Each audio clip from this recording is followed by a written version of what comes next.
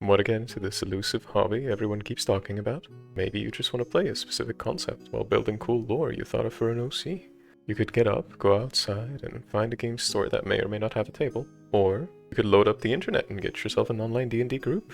Yeah, that's right, you can play D&D online without so much as a penny. Just meet up online and get that game rolling every week. But wait, how do you get a D&D game online? Well, in this video, we'll go through the steps together to play D&D using Roll20, the platform with which Teddy has played the most, and hopefully by next week, you'll have a cool character ready for your newest D&D session in the comfiness of your own gaming setup. Before anything else, you have to ask yourself, what character do I want to play as? While it might seem shameful, it's okay to base yourself off of a pre-existing character from fiction or even a historical figure. Teddy's done it a dozen times, and once you are there, figure out what elements you like from this character. For example, you might love the idea of fire tornadoes or nimble swordplay, but not necessarily the loner trope or the tragic backstory. Start by writing down what you like and dislike. When that is done, take a moment and keep, for example, 2 elements that you feel are positive and 1 element that you feel is a drawback. Remove everything else and start adding your idea of their personality traits, people, or the ideas they care about. If you struggle with this step, there's lots of huge tables online for that too. You can pick and choose or let the dice roll and pick the remainder of your traits. Alternatively, you could just use those tables for your OC, getting as close to your vision as possible. As a small tip, add a few strange superstitions, one-liners, or phobias. Those can add some pretty interesting depth to your character and make for some hilarious moments later at the table. When those inner workings of your character are finished, think of their appearance, draw up some character art, pull out your OC's art, or find the closest equivalent for you online. And when you do, write up a small description. It's a tool that will help us later. And it also allows you to attract the attention of everyone to particular elements of your character later on in play. Finally, but not least, who do they call friends? Do they have a family? Maybe work colleagues, an overprotective uncle, or are they in business with strange beings? Do they have pets or an imaginary friend? Think of your character and who they would associate with in their life. It will give you drive when they are in danger or reasons to bond with a party member. As you flesh out your character, now comes the hardest part, the backstory. Teddy does it like this. I write down the main events of their life in bullet points. I look for times in their lives when they could have important events that would explain their drawbacks, flaws, relations, or strange superstitions and phobias. You can keep it short and simple and very basic for now. Then, I write down 1 or 2 paragraphs per bullet point. This lets the lore be read easily and develop coherently like a short story. While the bullet points are kept for ease of accessing key points of your lore, important disclaimer though, I feel some people might go overboard here, so keep your lore short and sweet. No more than 1 page long. After all, we are starting with their adventuring days, and there is plenty to write down after those. How can those days begin without a party though? Well, with character in hand, grab another page, and let's go hunting down that party that you know you belong to. To hunt for a group, we will use Roll20. There are other platforms, of course, but Teddy has used this looking for a group the most, so we'll go through it together. Just hop on the Games tab and then join a game. From this window, select DnD 5e or any other TTRPG you might prefer, and switch up Relevance for Starting Soon. Choose Find Games that welcome new players and find games that are free to play. And there you have it, the directory of every upcoming game. It's a lot to read, isn't it? That's okay. Take a breath and let's look through it together. To start with, we have the frequency of play from weekly to a one-time game. We have the mode of play. Sometimes it's voice, other times it's video and voice, or sometimes it's even text. In my opinion, voice is safest since you don't have to disclose your identity while also keeping the game engaging and with less reading. Then, pick a time slot you are comfy with, but know that a D&D session can last upwards of 4 hours, usually 3 though. Make sure you have time to attend the sessions regularly. If you don't find anything soon, it's a good idea to look for sessions starting next week, as those give you plenty of time to join and get cozy in a group if you're invited early. Finally, look at the number of players and choose a number that's comfy for you. Teddy's preference is 4 to 5 players to keep interactions possible without slowing down the game too much. Now we get into the prospective games, read up on the lore and the rules you can understand for now, and then let's get into the applications forum below. Here, you'll need a couple of thingies. I'll give you some tips to get noticed speedy. First off, you'll need to turn your art into a token. Token is a circular crop of your art with a border, and it's used to move your character around on the maps you will travel with your party. To do that, simply use one of the many resources online and import your art there.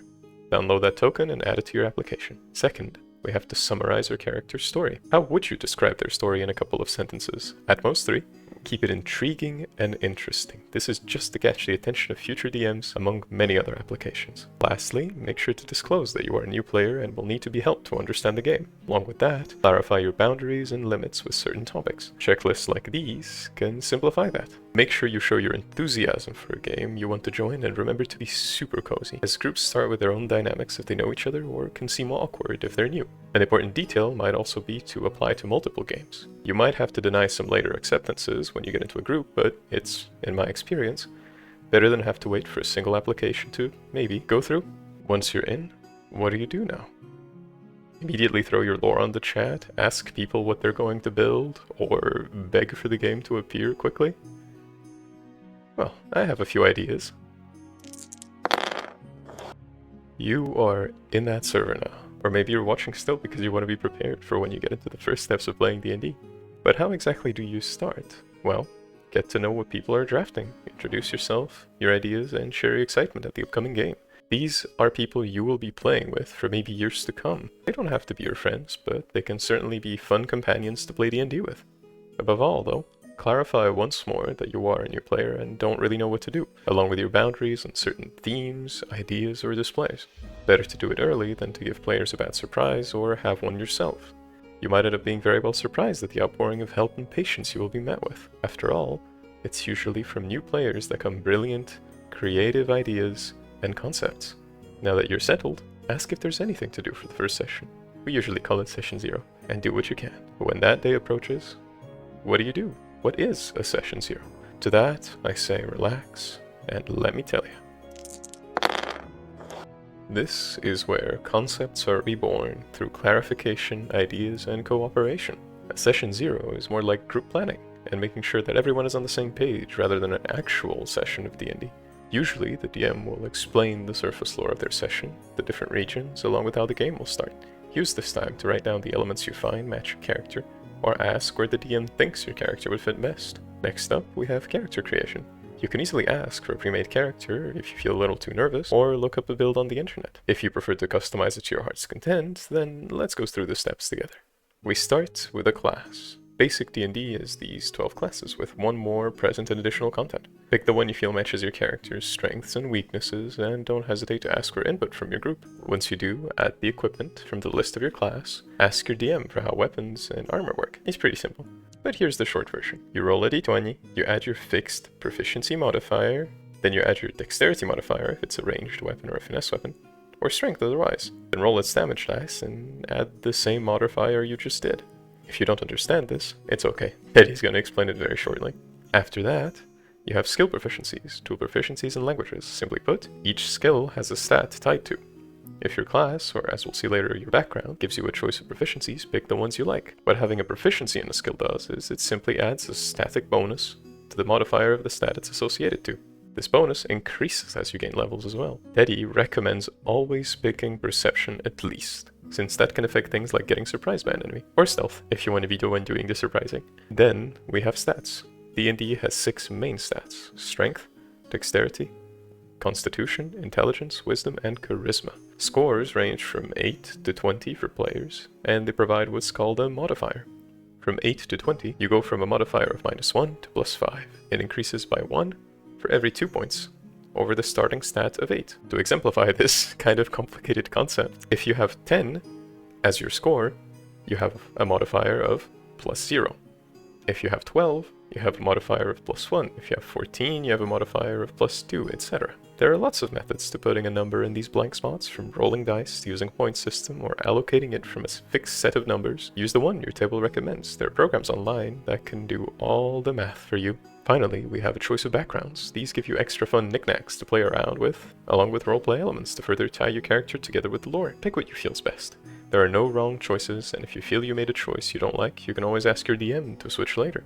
Finally, make sure to build up connections, business relations, or even passive acquaintances between your character and the people in your party. You don't need to know everyone or everything, but nothing stops you from trying to know some of them. As long as you respect everyone's boundaries, you'll have your character ready to go as you make it in the session or throughout the week leading to the game. And now we come to your first proper game of D&D. It might seem even scarier or, even more interesting or exciting. So let's look through the general ideas that come from session 1. That's it. You're here, at your session, ready to get into character, get some rolls going, and maybe crit a little bit. But wait, what are rolls? Which dice do I use? Why is the rogue standing in the corner not talking to anyone? How do we fight? Some of these questions will inevitably rise shortly after the session begins, but it's actually pretty simple to answer. Firstly, every roll you make, unless stated otherwise, is a d20, which is a 20-sided dice, plus any appropriate modifier. Remember the skills? Well, roll me a history check to see if you remember. Make sure to ask your DM if you want to roll for something your character wants to do, or your fellow players if it involves their character, with the DM's permission of course, and roll your skills or tools away. Usually, anything above a 10 or 15 will succeed depending on the difficulty. We call difficulty DC, or difficulty class. When you have to beat a DC 15, for example, you have to roll 15 after adding all of your modifiers. If you do, yippee, you got it! As for combat, if you want to skip the complicated explanation and just wing it when you get to it, here's a time skip. Otherwise, it goes something like this. Everyone rolls initiative, it's just your d20 plus your dexterity modifier. Then numbers are put in a counter and turns are taken from highest initiative rolled to lowest. Combat is separated into rounds. One round ends when everyone has taken their turn. During your turn, you can take one action: attacking, pushing, casting spells, preparing to dodge blows, run further, escape melee safely, or a bunch of other little shenanigans. Sometimes you also have a bonus action given to you by some class abilities or racial abilities, and you finally have movement, up to your maximum. For this last point, it's important to understand that combat happens in a grid. Every square is 5 feet, and moving one square costs 5 feet of movement for that turn.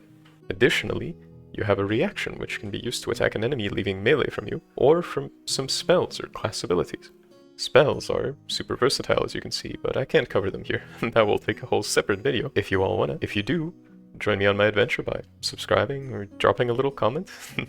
It always makes my day a little bit brighter to respond to y'all's comments. As you can tell already, combat is complicated and somewhat tedious. That's a valid sentiment. At most, 1 to 2 combats happen in games that don't focus on combat, and validly so. It's risky for the lives of your characters and can end up taking a lot of time. But combat aside, try to get into character, with or without a silly voice. Just interact with the world your DM has described just now with his cool tavern, and chat up the barkeep, ask the bard to tell you tales, or walk up to that sketchy individual brooding in the corner. Build connections and so show your cool character in all their resplendent glory. Next thing you know, the party was formed by circumstance or shadowy shenanigans, and there you are, on the road to your first ever quest. Watch out for traps, be sneaky, or be quirky. Everything you do is up to your imagination after all. But after it's over, what do we do? Wouldn't it be nice to play a game, or play for longer? What can I do? Well, there's a few ways you can make the upcoming next sessions absolutely exciting. So your first session concluded, and you're already itching for more. That is so valid. D&D is unlike any other computer game or board game you might have played. As your DM is preparing the next leg of the story, you could create a folder for notes, arts, or otherwise a stylized questbook. There, you can have scribbles of lore, doodles of the characters your DM describes, or whatever else you feel like jotting down during the session. Alternatively, you can plan out your character's next levels, or write down specific interactions you want to have with other players, with their prior approval of course, to further the overall plot, or maybe your personal plot.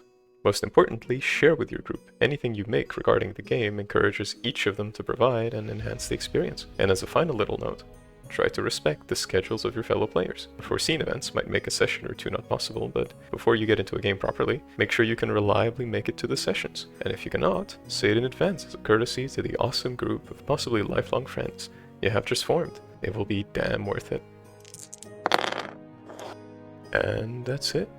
This was a long one, but I feel like it was necessary for all you little adventurers in the making. After all, D&D can seem super obscure to get into and understand. When you do get those sessions rolling though, you'll quickly realize that D&D is one hell of a life-changing experience. Tell me down below if you're ready to get into D&D or the difficulties that you might be experiencing as you try to find a group. You'll definitely get a little bit of Teddy help. Subscribe if you want to catch more wholesome videos, and come over on Twitch to say hi to this comfy little guy. Most importantly, be comfy, be hydrated, and above all, take good, mindful care of yourself, friend. Bye-bye.